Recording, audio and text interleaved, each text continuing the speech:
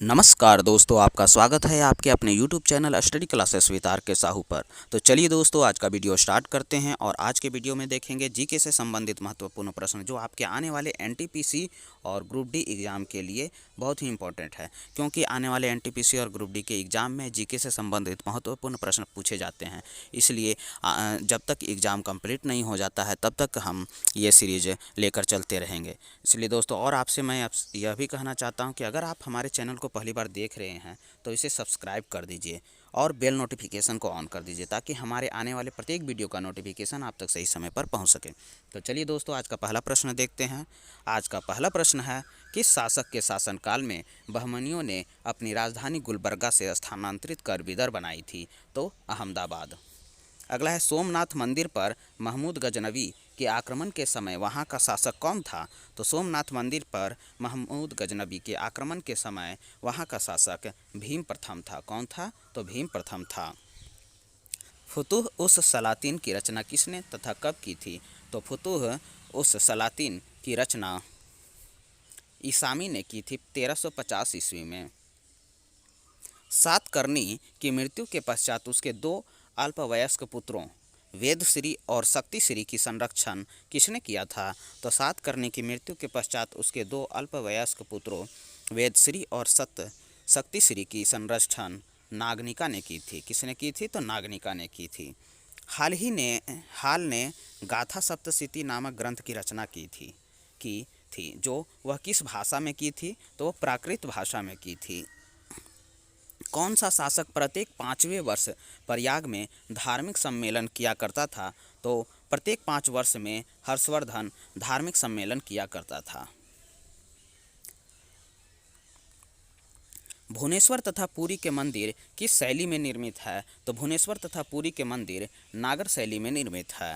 संगम युगीन ग्रंथ तोलकपियम किस विषय से संबंधित है? तो तोलकपियम व्याकरण और काव्य से संबंधित है।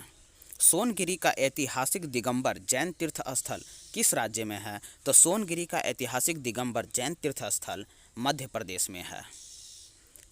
महाराष्ट्र में गणपति पर्व का श्री गणेश राष्ट्रीय चेतना लाने के लिए किसने किया था? तो महाराष्ट्र में गणपति पर्व का श्री गणेश राष्ट्रीय चेतना लाने के लिए बाल गंगाधर तिलक ने किया था।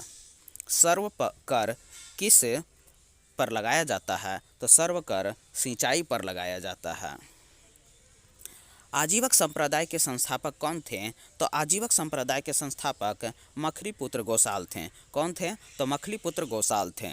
अंग्रेजों के शासनकाल में भारत के आर्थिक दोहन के सिद्धांत का प्रतिपादन किसने किया था? तो अंग्रेजों के शासनकाल में भारत के आर्थिक दोहन के सिद्धांत का प्रतिपादन दादा भाई नौरोजी ने किया था। ये poverty and un British rule in India नामक अपनी पुस्तक में इन्होंने किया था। रॉलेट एक्ट भारत में कब लागू किया गया था? तो रॉलेट एक्ट भारत में 1919 ईस्वी को लागू किया गया था। कब लागू किया गया था? तो 1919 ईस्वी में लागू किया गया था। सल्तनत काल में बाजार नियंत्रण प्रथा किसने लागू की थी? तो सल्तनत काल में बाजार नियंत्रण प्रथा अलाउद्दीन खिलजी ने लागू की थी।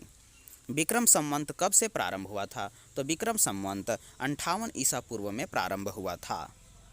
बनावली एक प्राचीन स्थल है जहां 1973-74 की खुदाई में सिंधु सभ्यता के अवशेष मिले। यह स्थल भारत के किस राज्य में स्थित है? तो यह स्थल भारत के हरियाणा राज्य में स्थित है।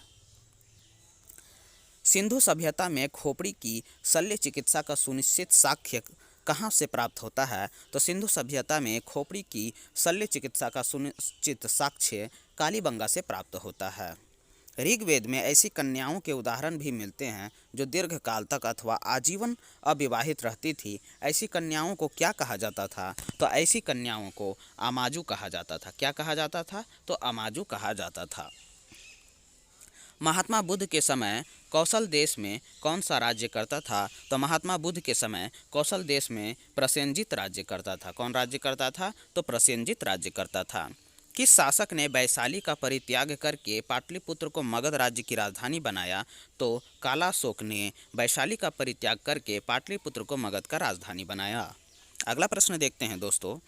अशोक के किस शिलालेख में कलिंग युद्ध का वर्णन है? तो अशोक के 13वें शिलालेख में कलिंग युद्ध का वर्णन है। पुष्यमित्र शुंग ने किस शासक की हत्या करके पाटलिपुत्र की गद्दी पर अधिकार किया था? तो पुष्यमित्र शुंग ने बृहद्रथ की हत्या करके पाटलिपुत्र पर अपना अधिकार कर लिया था।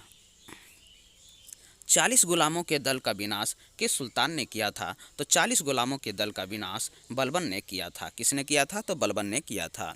दिल्ली सल्तनत का अंतिम शासक कौन था? तो दिल्ली सल्तनत का अंतिम शासक इब्राहिम लोदी था। अगला प्रश्न देखते हैं दोस्तों। क्लाइव ने सैनिक सुधारों के लिए सेना को 3 भागों में बांटा था। सेना का एक भाग मुंगेर में था, दूसरा भाग बांकीपुर में था नियुक्त किया गया था, तो तीसरा भाग कहाँ किया गया था? तो तीसरा भाग इलाहाबाद में किया गया था। पहला भाग मुंगेर में, दूसरा भाग बांकीपुर में और तीसरा भाग इलाहाबाद में नियुक्त किया गया था।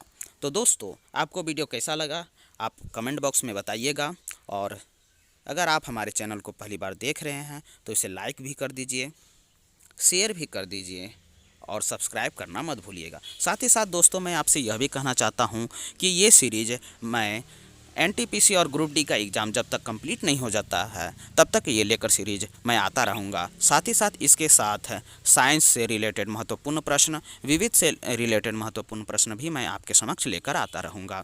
तो चलिए दोस्तों, धन्यवाद, नमस्कार।